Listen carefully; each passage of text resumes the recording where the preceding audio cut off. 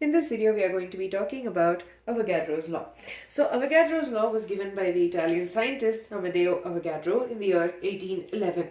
So, what he did was he combined two things. He combined the Dalton's atomic theory, which we studied about in the first chapter, and he combined the Gay-Lussac's law of combining volumes. So Dalton's atomic theory deals with a very simplistic idea of an atom. So at that point in time, the assumed atom was the smallest particle. So, he related these two things. And the Gay-Lussac's law is to do with the fact that at a constant volume, pressure of a fixed amount of gas varies directly with temperature. So he combined these two and came up with a law called as the Avogadro's law.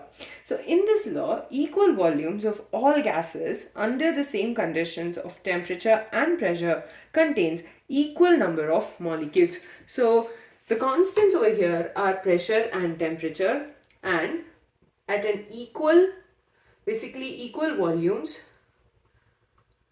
of gases will have an equal number of molecules. So from this we can draw a very important relation, that is volume of a gas at a constant pressure and temperature is going to be directly proportional to N, that is the number of moles. So and this is at specifically constant pressure and temperature. So V will be equal to K4N. Okay, and the number of molecules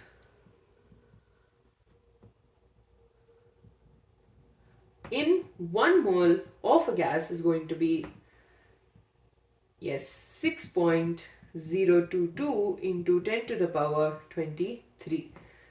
And this is called as the Avogadro's number.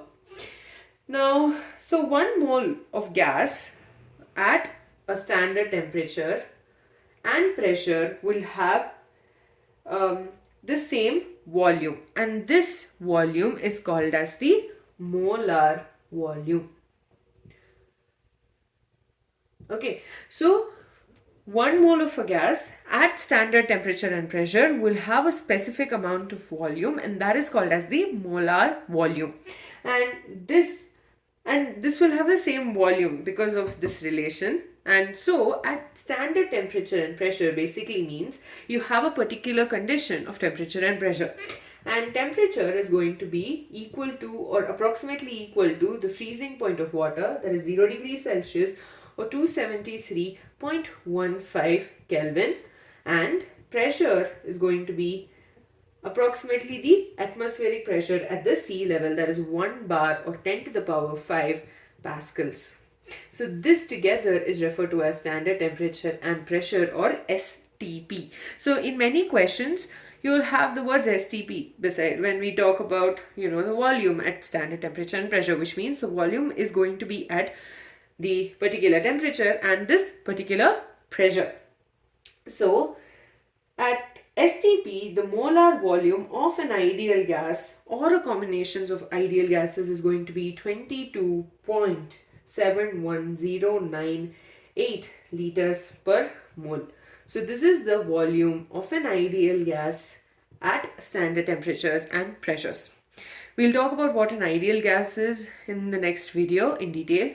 But yeah, so volume of an ideal gas at standard temperature and pressure is 22.71098 liters per mole.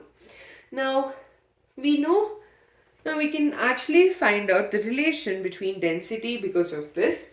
So the number of moles of the gas from the first chapter, we know N is equal to M by M, where the small m is referred to as the mass of the gas and the capital M is the molar mass.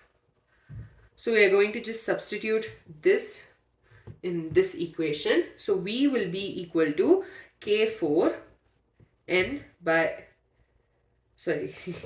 M by M, right?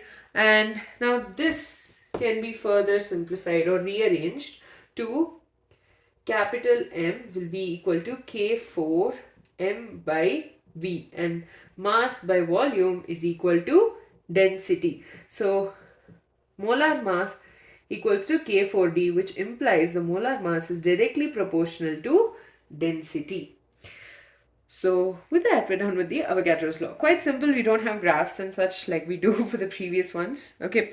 So according to this law, you have the equal volumes of all gases under the same conditions of temperature and pressure containing equal number of molecules. So volume at a constant temperature and pressure, the volume is going to depend upon the number of molecules of the gas or the amount of gas. So from there we get V is directly proportional to N.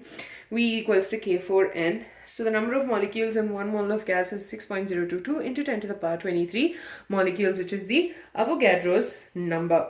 Now in 1 mole of gas at standard temperature and pressure, we have a specific volume of gas, and that volume is called as the molar, I should have written as molar volume.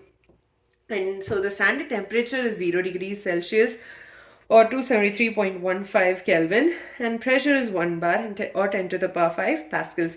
And this together is called as the standard temperature and pressure. And temperature basically means that it's approximately the freezing point of water, whereas pressure is approximately the atmospheric pressure at the sea level. Now, at standard temperature and pressure, the molar volume of an ideal gas is going to be 22.71098 liters per mole. Now, we can also draw a relation between the molar mass and density, because N equals to M by M, and this is actually a small m, if that was not clear. And so we're basically substituting it here and rearranging to get this particular relation where molar mass is directly proportional to the density. Now in real life, you can see various examples of Avogadro's law. Basically, when you inflate a balloon, you're breathing the air in through your nose and exhaling it through the balloon, and so it expands. Basically, the number of molecules of the gas increases, and so the volume is increasing. Similarly, when you inflate a tire, the tire pump is going to be taking in the air from the atmosphere or the environment around it and introducing it into the tire, thereby inflating it, which means that basically when there is an increase in the number of molecules or the number of particles or number of moles, you have the increase in volume taking place. So that's two of the real life examples. You can also say inflating your basketball or football. So all of these follow this volume being directly proportional to N law. With that, we're done with Avogadro's law. In the next video, we'll be talking about ideal gases.